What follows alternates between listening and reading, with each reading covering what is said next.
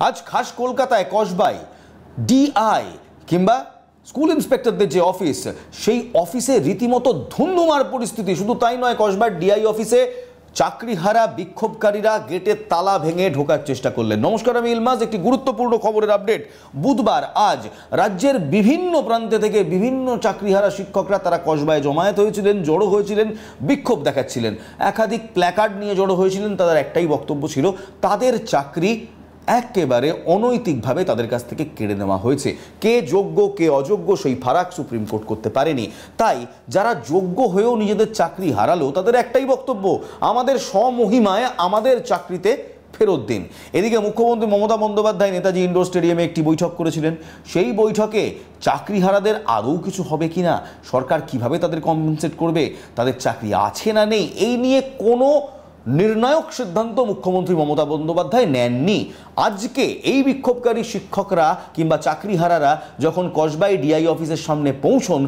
তখন পরিস্থিতি রীতিমতো ধুন্ধুমার হয়ে যায়। পুলিশের সঙ্গে বচসা বাঁধে, গার্ডরেল ধাক্কা দেন তারা, এমনকি তালা ভেঙে ডিআই অফিসে জোর করে প্রবেশ করেছেন এমন অভিযোগও উঠছে।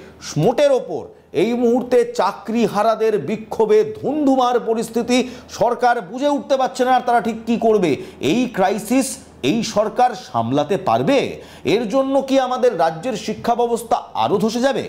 আপনারা কি মনে করেন জানান আমাদের কমেন্টে। আর আরও নিউজ আপডেটের জন্য দেখতে থাকুন NK TV বাংলা।